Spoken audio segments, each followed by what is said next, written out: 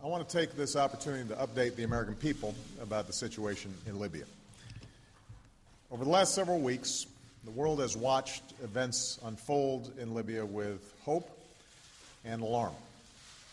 Last month, protesters took to the streets across the country to demand their universal rights and a government that is accountable to them and responsive to their aspirations. But they were met with an iron fist.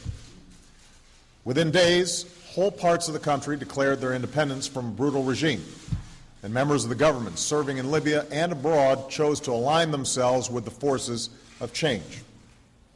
Muammar Gaddafi clearly lost the confidence of his own people and the legitimacy to lead.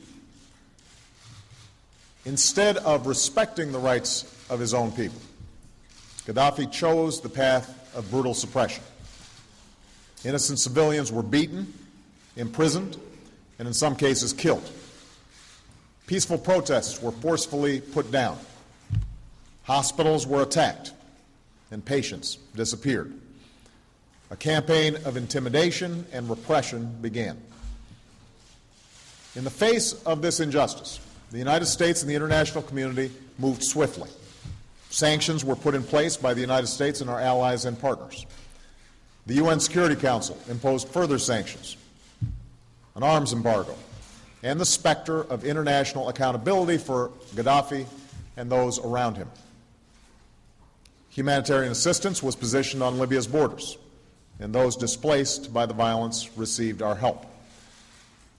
Ample warning was given that Gaddafi needed to stop his campaign of repression or be held accountable.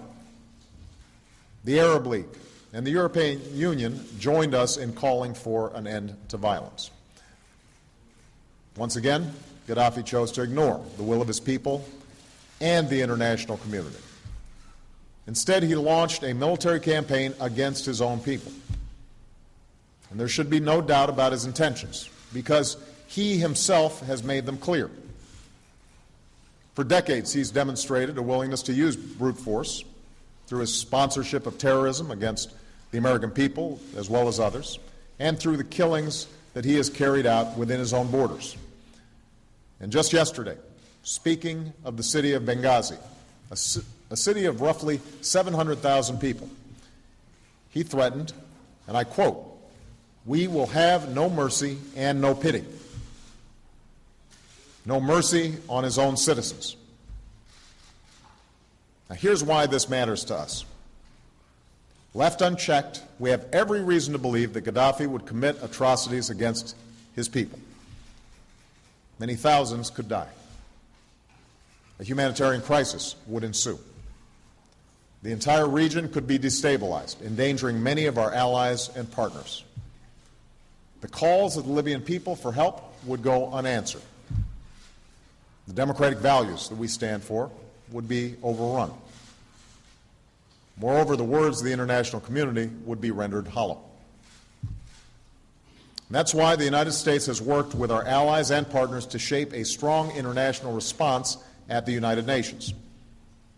Our focus has been clear: protecting innocent civilians within Libya and holding the Gaddafi regime accountable.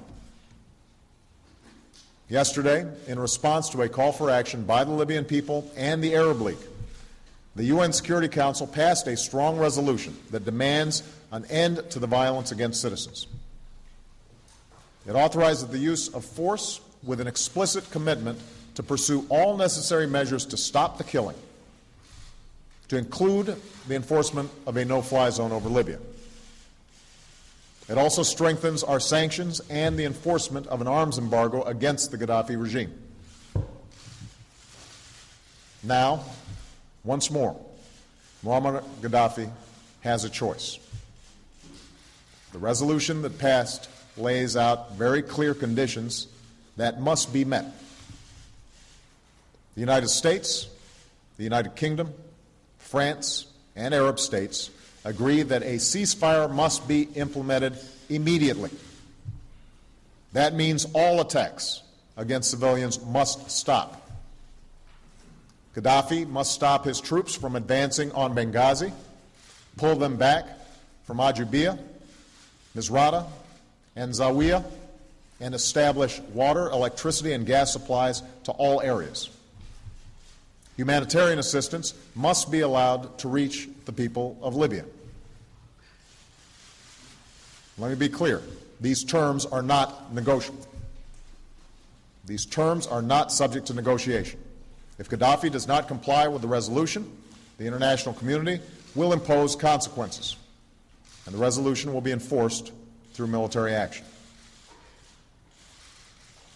In this effort, the United States is prepared to act as part of an international coalition. American leadership is essential, but that does not mean acting alone. It means shaping the conditions for the international community to act together. That's why I've directed Secretary Gates and our military to coordinate their planning, and tomorrow Secretary Clinton will travel to Paris for a meeting with our European allies and Arab partners about the enforcement of Resolution 1973. We will provide the unique capabilities that we can bring to bear to stop the violence against civilians, including enabling our European allies and Arab partners to effectively enforce a no-fly zone. I have no doubt that the men and women of our military are capable of carrying out this mission. Once more, they have the thanks of a grateful nation and the admiration of the world. I also want to be clear about what we will not be doing. The United States is not going to deploy ground troops into Libya. And we are not going to use force to go beyond a well-defined goal, specifically the protection of civilians in Libya. In the coming weeks, we will continue to help the Libyan people with humanitarian and economic assistance so that they can fulfill their aspirations peacefully. Now, the United States did not seek this outcome. Our decisions have been driven by Gaddafi's refusal to respect the rights of his people and the potential for mass murder of innocent civilians. It is not an action that we will pursue alone. Indeed, our British and French allies and members of the Arab League have already committed to take a leadership role in the enforcement of this resolution, just as they were instrumental in pursuing it. We are coordinating closely with them. And this is precisely how the international community should work, as more nations bear both the responsibility and the cost of enforcing international law. This is just one more chapter in the change that is unfolding across the Middle East and North Africa. From the beginning of these protests, we've made it clear that we are opposed to violence.